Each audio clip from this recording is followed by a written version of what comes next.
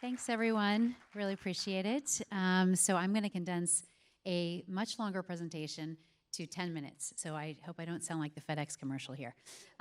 So we'll get started. So just as a little bit of a backdrop, bigger picture, I have to, as somebody who has a, Signum, we come from a media and gaming background. We got into this space when the NFT standard was finalized, and I had an aha moment that people have been buying, selling, and trading digital assets in games for decades, and that this was a way to actually give ownership to players. And so that was really the entree, and then that evolved to music, and really all things culture is the way I think of it. And what we are really focused on is this behavioral shift and kind of why this is happening. So I'll have to give my definition of the metaverse because it's almost a given at this point. But we have thought a lot about this, and I think that the fact that it is a human, multi-sensory understanding of authenticity is a big picture concept, but very important. We keep saying we've been zoomed into the metaverse. I view Zoom as one of the first backdrops for the metaverse. How many times, have you been in talking to someone or even met somebody here at the conference and said, wait, have we only met on Zoom? Or is this the first time we've met in person? That whole process in your brain is due to memory. When you have visual, sound, and it's authentic, your mind almost tricks yourself. And I think that that's where we're going in terms of these spaces that I would consider true metaverse backdrops. So I'm going to skip through some of these slides because, in the interest of time. In terms of, where NFTs came from, I think of the house back in the 80s and 90s as the center of gravity, your kind of ATM. I think of it as like an ATM for social capital or status or identity. Was at the house. You could drive out of your house in the car. You could go to parties. You could have parties. There's china on the table. There's art on the walls. And that was pretty much it. And the iPhone came along and gave us mobility. And now you can go to Machu Picchu. You can travel the world. You can rent the runway and take selfies. And all of a sudden, your status, identity, social capital travels with you. So combination of iPhone. By the way, the first millennials graduated when Facebook was launched. And so I think that, all of these things kind of coincided. And then as time went on, social capital and identity increased in speed. So I call it like the velocity of social capital increased. And all of this was happening, but it still depended on the physical. You still had to go somewhere and take a picture of yourself. You still had to, travel.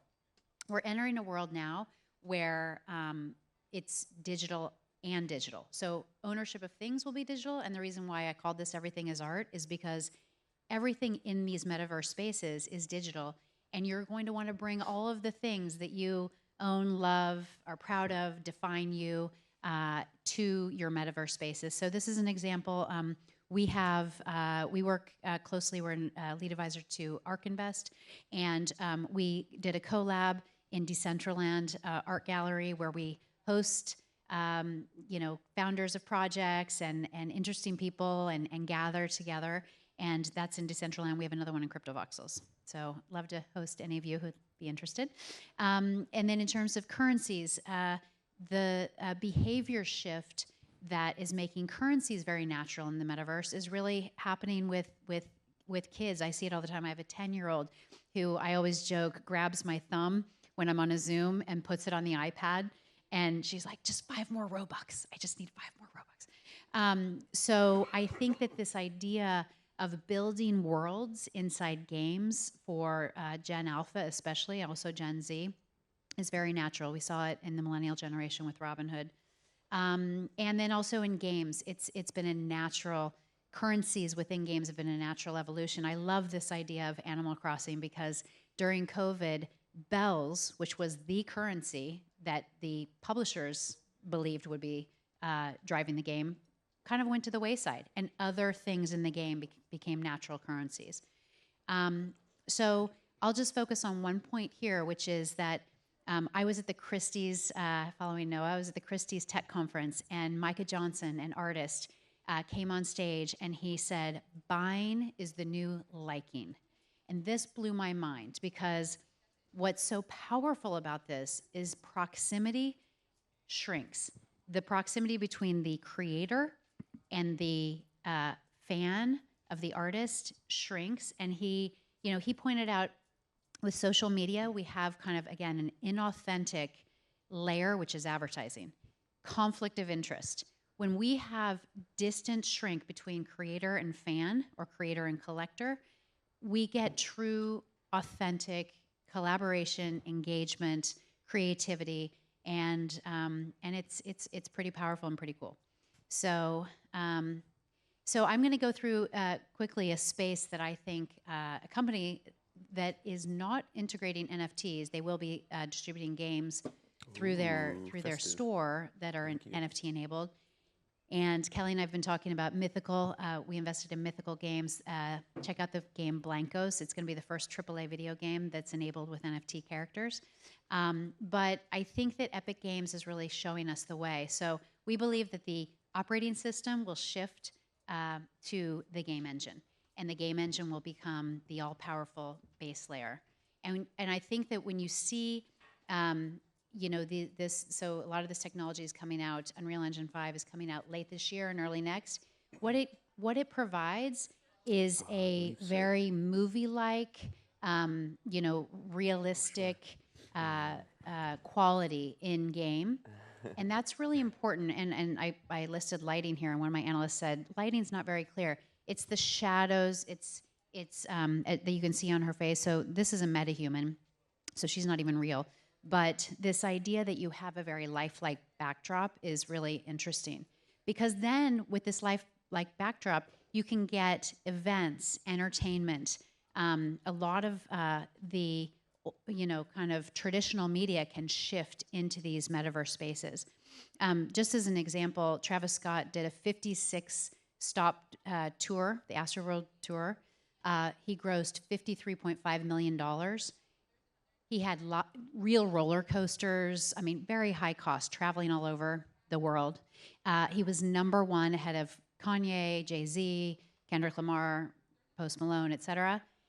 Then he did 5 9-minute concerts inside Fortnite, and he did $20 million. This is a powerful draw that is going to bring artists, musicians. You're going to hear from one of next. I think this is really, really exciting. I keep saying that we're going to start with this kind of, these new interfaces. I was really surprised when Netflix and Amazon showed up at Sundance and started competing with the movie studios. We're going to start to see these metaverse spaces compete, and all of this kind of engagement flow is going to go into these spaces. And when you're in these spaces and you're spending all this time, you're going to want to own your things. You're going to want to see the provenance of those things. This is another example. This was in Times Square. I was just blown away. This was a 3D collab. And the point here is really that brands are going to be shown the way into the metaverse through spaces like, Fortnite and other spaces. And then once people start to realize this digi-fizzy, as I think the way people refer to it, the digi-fizzy world is real. You could go to Balenciaga, you can buy the $750 sweatshirt, or you can just go into the game and go to the store inside the game. Just to conclude, a few themes here in terms of what really drives us, and the reason we think NFTs will be the tool that enables the new metaverse. Identity is now digital. Status is digital. We've moved to this fully digital world. Ownership is provable. We need, if we're spending all of our time in online spaces, we're going to want to own the things that we have around us. And then this really powerful concept of fans and artists being closer and removing this layer of advertising, I think is going to be a powerful backbeat into the future, because fans want it and artists want it. And then, community membership is important. But I just wanted to end with this concept: buying is the new liking. That is a big concept that I think is going to continue to drive NFTs and continue to drive behavior, both on the side of the artists and of the fans. Thank you so much. Whoa, 0.